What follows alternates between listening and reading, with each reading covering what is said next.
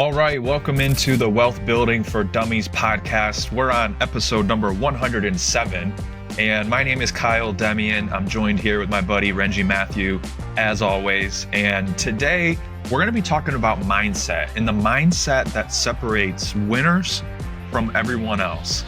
And Renji and I have, I remember back to the days we started working together, maybe 5 years ago or so. And I feel like we've both come so far, and our mindsets specifically have come so far. There's been so many lessons in business that we've learned. And so this podcast and this episode is going to be designed to basically go back to our younger selves. And, this is the mindset we wish we would have had when we got started. This is some of the information and just the ideas that we wish, someone would have told us at that time. And so for you, Renji, like what's the main or overarching idea that is needed to have a successful mindset, or a mindset that primes you for ultimately becoming successful as an entrepreneur?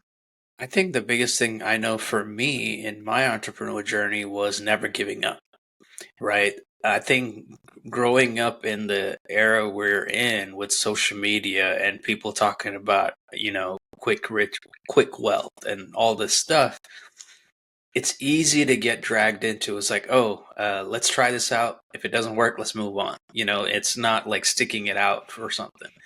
And in the beginning, when I would try things and quit real fast, and that's not going to work, right? But if you have the mindset, if you watch any of my mentors I've watched, they've all had that no quit attitude, right? And we've touched on this a little bit before. It's like, if you're going to try something, try it for at least 6 months. Try for a couple years, if you can, because you're not going to be good at anything when you just start out. You need to, practice. You need to learn whatever you're in. You need to learn how to do it. And you can't do that just with one try, right? So Yeah. it's not giving up. And even Alex Mosey, he talks about how his first 9 businesses failed. You get into one, it's like, oh, this is going to be better than my job. And then it fails. It's like, oh, no.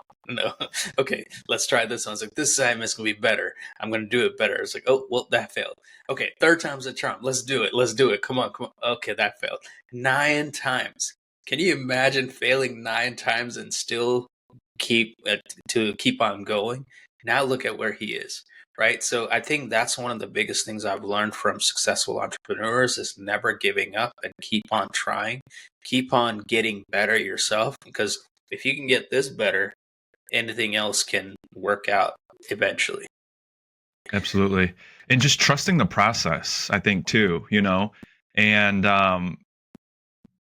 with failure, most people, just want to give up, but it doesn't happen overnight. And like from some of the mentors we've talked about, they say that the faster you fail, the faster that you find the solution.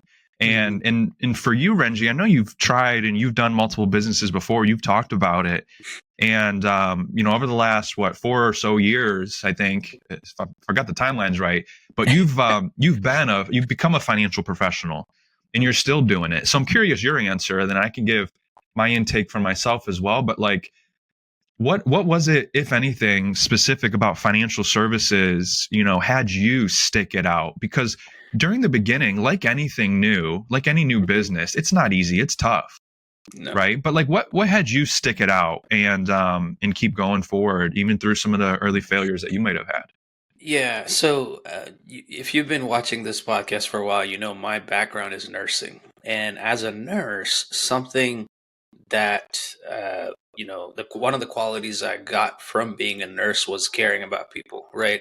And I would also educate people on medications, or if I worked at a procedure or a surgery clinic or a hospital, I would teach them about the process of how the procedure is going to go, pre-op, post-op, medications they have to do, how to take care of wounds, all that stuff. So I had the I guess you could say gift of teaching before and helping people understand certain things. So when I got into financial service, it wasn't because I just did it, it was because of my parents. And I'm the oldest of three. And in our culture, the parents go to the oldest for most of the help, or if they need Mm, help with stuff. And they would come to me asking me, I was like, hey, you know anything about retirement accounts? And I just knew the basics that most people know from working a job, right? sure. So when I did my research, what I found is there's so many misinformation out there. And so I literally got into it to help my parents be like, hey, because a lot of times, and my parents, they speak English, but it's not the best. So if it's getting into concepts they don't understand, they used to usually like me to be there so I can explain it to them better, you know. So that's, I think, where the teaching stuff came from, you know. And so that's how I started explaining things a little bit with them and teaching them what I'm learning as I learn it. And then friends and family started coming to me for the same type of education. And that's how I got into it. It wasn't like a, I'll try it out. It was more of a necessity to help my friends and family, you know. And then Mm, I got into the position of, it was okay, this is not education that's being taught. People need to know this, you know. So that's how I went and ended up going into it full time. And yes, there's so many people that will come against you. There's so many, you know, difficulties you'll face. There's people that won't listen to you because it's like, you're new. What do you know? You know, all of that stuff will hmm come. But if you know something that's going to help people, and this is something one of our mentor, similar, you know, Will told me, because I was really scared to go live or post stuff on social media. One of the things he said, if you don't provide the value by posting online, and if they're not seeing what you have, that could save their life. So you're being selfish by not providing that value.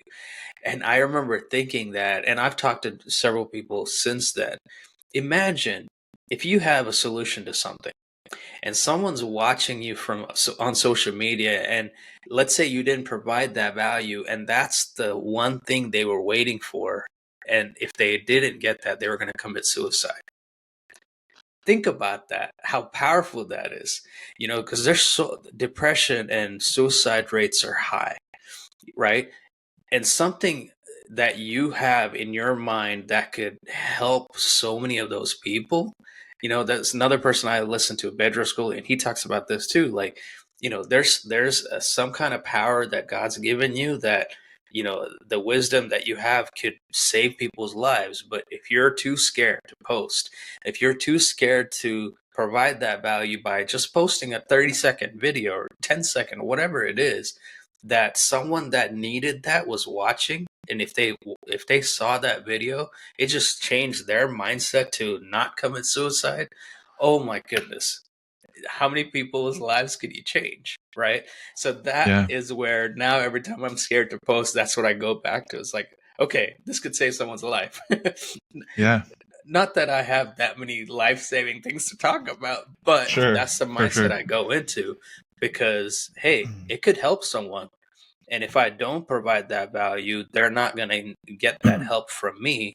Hopefully, they'll get it from somewhere. But if everyone thinks hopefully they get it from somewhere, then who's going to do it, right? Yeah. That's another thing that comes to my mind all the time. If not now, then when? If not you, then who? Mm. That's stuff that's come into my head all the time too. So, but yeah, I know I just went off on a tangent. But what are Tangents your thoughts, tangents Kyle? are good. No, that's good.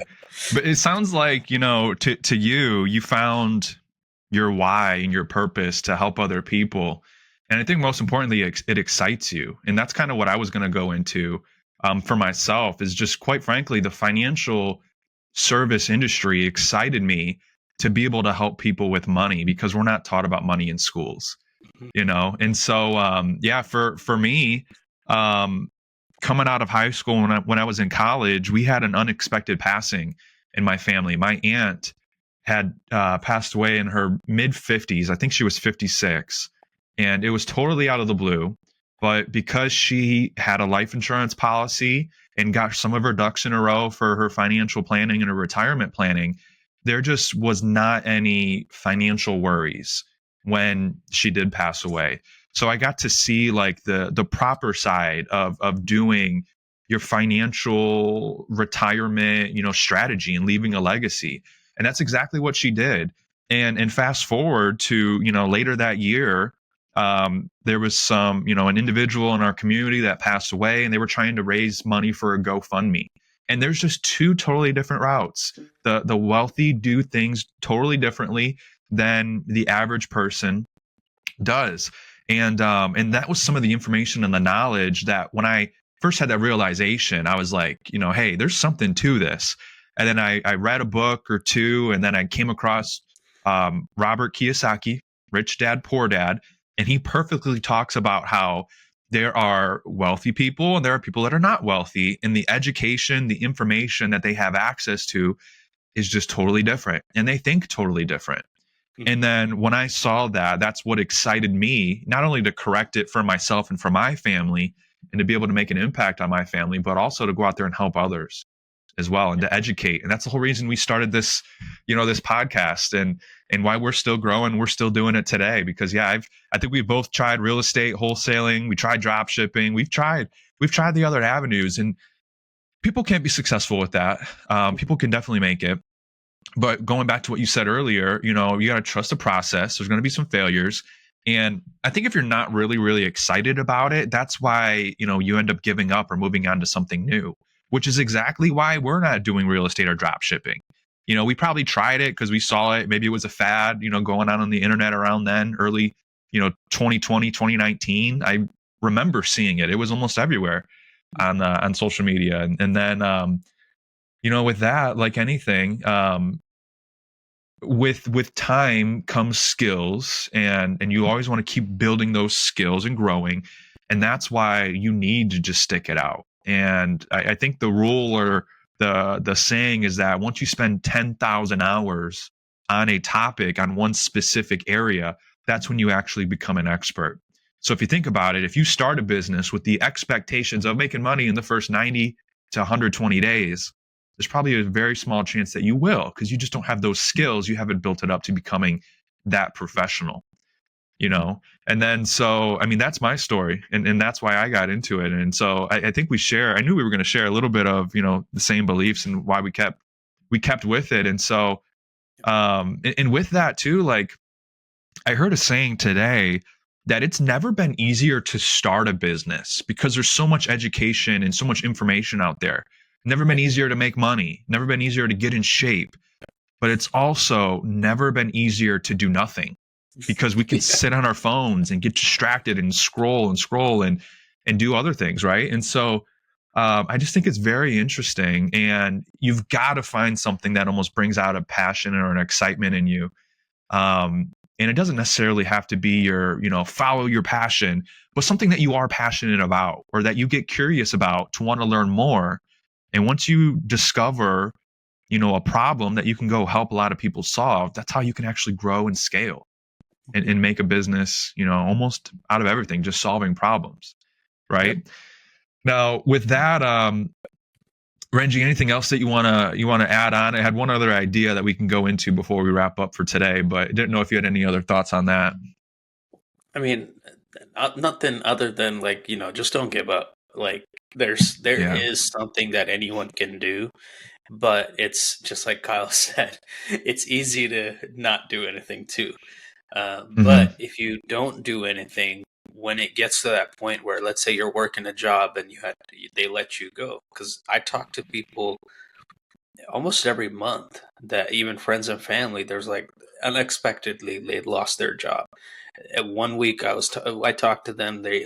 Everything's going good, no sight of problems, and then next month, the job's gone.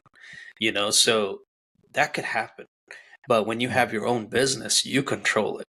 You decide, hey, I mean, and this is a mistake I made too when I started going into full time. I was like, oh, I'm the boss. I can control my hours. But if I don't work, I'm not going to get paid either.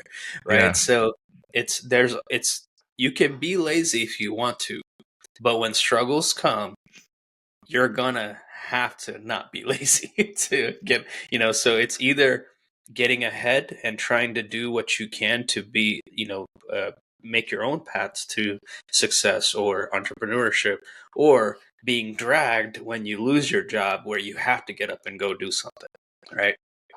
Yeah, for sure.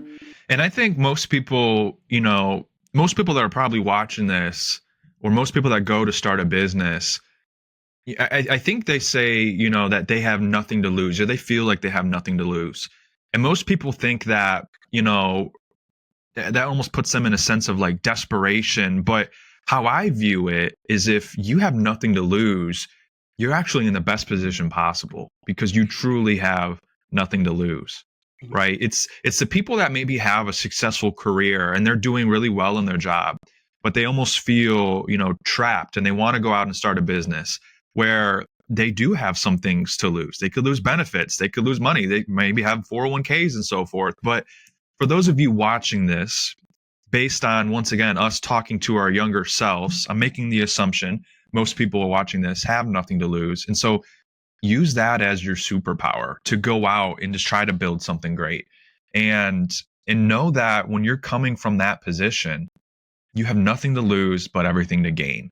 And I think that's exactly where we were, and kind of why we went, all in. I guess you did have a nursing career, so you were a little bit different than I. Although, with that, if you do have nothing to lose, just go all in. And like we said, give it time, trust the process, and just find a mentor, or find someone that you can latch onto, and to learn from their mistakes to make sure that you don't make the same mistakes. And that was the last thing I wanted to kind of round out with, and talk about that, because I heard it on a motivational video I was watching this morning. But Yeah. Renji, any last thoughts for us as we do wrap up the podcast today? No, I mean, I was thinking about that too, about nothing to lose. Like last year, I remember, was it last year or a year before? We went through some hard time financially and family wise and different things like that. And I remember there was one or two times where I asked Nina, I was like, "Hey, should I go back to nursing?" So you'll have, even once you're successful, you'll have those moments you're like, you doubt everything. Doubts are normal. You're gonna have that. The fears, everyone goes through those doubts and fears. Everyone goes through, it's like, am I good enough? Am I trying good enough? Am I doing the best I can? All this stuff. Those are doubts that everyone will go through. If you don't go through those doubts, then maybe are you trying? you know? Uh, Yeah. and yeah, those are thoughts that have come through my head. But last year was the first time I mentioned it to Nina. And I remember at the end, and that's another thing too, surrounding yourself with people that will support you, surrounding yourself with people that will be there for you and give you a word of encouragement. Like you might be struggling, but if you go through those struggles with people that are supportive, it's a lot easier, right? It's still not easy, but it's easier because there are people that can give you those words of encouragement, those words of affirmation, all that stuff. Also, talking positively to yourself is huge. Like, I think we are our biggest critics, which is not a bad thing because that helps us get better at doing things. But it can become a bad thing because of how negatively you talk to yourself. Because trust me, we all do that. You're not alone. We all do that. Even successful entrepreneurs do that. But what happens is you get to a point where you've practiced it enough to where you get out of that thought process real fast. It's like, no, that's not true. That's the one thing one of my mentors said is whenever those thoughts come to your head, start thinking, it's like, is this really true? Am I really dumb? Am I really not worthy? Am I really not good enough? And you start writing down things that are the good things about yourself, what are good things that are true. So anytime those thoughts come up, you can just take those that note you made and it's like, nope, that's not true. Just get out of that mindset. Once you do that enough times, now when those thoughts processes come up, you don't need the notes, it's already here. So we all fight that. And Yeah. that's normal, that's part of being a human being. The devil works hard too. Just know that. So yeah, just don't give up, just keep going. You will get there. Success leaves clues, so watch people that are doing what you want to do and follow what their steps are. Look at what they're doing. Maybe if you're not doing something they're doing, then that might be one of your one of your answers, like, okay, maybe I need to make some changes, right? unless you're going into something that's not been done, there's always clues out there to how to become successful in that arena or whatever you're trying to get into. Like I said, unless you're getting into something that's never been done, you're probably going to face more challenges. But know this, when you get to the other side of that, there's a lot more rewards too. It's a lot more rewarding because you just did something no one else did, and that's going to help so many more people than you ever even realize. Right. Again, I could go on tangent, but we'll stop. No, I think that's a great way to end this show and to leave our listeners with a tangible action that you can take today, because that's something I've done too, and I learned it from David Goggins. He talks about keeping keeping your accomplishments in a cookie jar, he calls it. And I think what he did, like he would write on a piece of paper and put it in a cookie jar, like his different successes and things that happened in his life where he proved to himself that he was worthy, or that he had this huge accomplishment, or even small accomplishments he talks about doing too. And that's one thing I went and did one day, and I still add to it this day. But I created this list that I can always go and access that goes back at my past accomplishments, because and even if it's little things, you guys, like it doesn't have to be anything big, but something that you did in a moment where maybe you got uncomfortable and stepped outside of your comfort zone, that's a win. Maybe it was an actual accomplishment, whether it's in business, maybe you graduated college, maybe you started a business, maybe you, once again, made a large sale or something. But like, start to keep track of those. So when you do get to the moments where you're doubting yourself and you're too far stuck in your head, you can go back to that list and look at it and be like, that's right, I did do this. I did do this. I did do this. And then that's how you can start to transform your beliefs about yourself and to build, a bulletproof mindset. It doesn't happen overnight.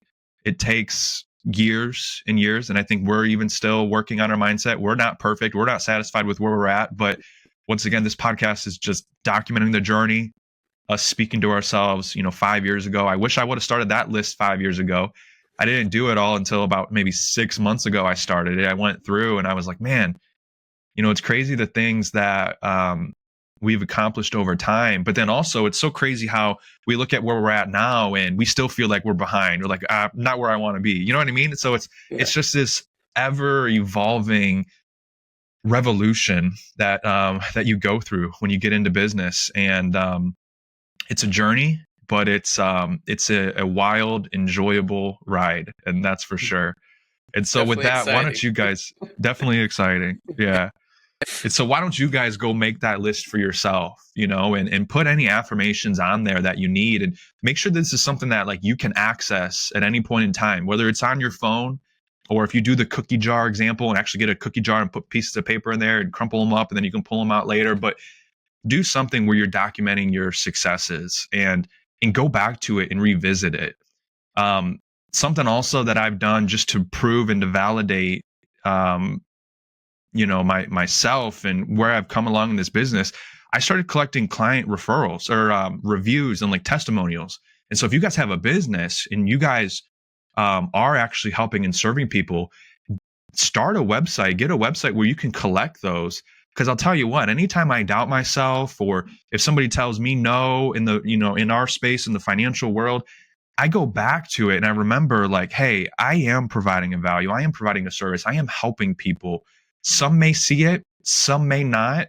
So what? On to the next person that's looking for my help. And the most important thing you guys can ever do is protect your mindset and to set your mindset up for success and for the future. And by following this video, by doing some of the things that we talked about today, we're confident that you guys will be able to do so as well. So thank you guys so much for tuning in and watching this episode. If you guys are new here, thank you for watching. Be sure to subscribe below and like the video. Doesn't cost you anything to do it, but it does mean the world to us and helps us grow and build on our podcast as well. And if you guys have any questions, leave your questions below. We love to take your questions and actually make an episode out of it. Helps us with ideas for content, what to talk about, but most importantly, it tells us what you guys want to learn about that maybe we haven't covered yet. And so it just gives us an opportunity to help each other. So thank you guys so much for tuning in, and we'll see you on the next episode. Take care.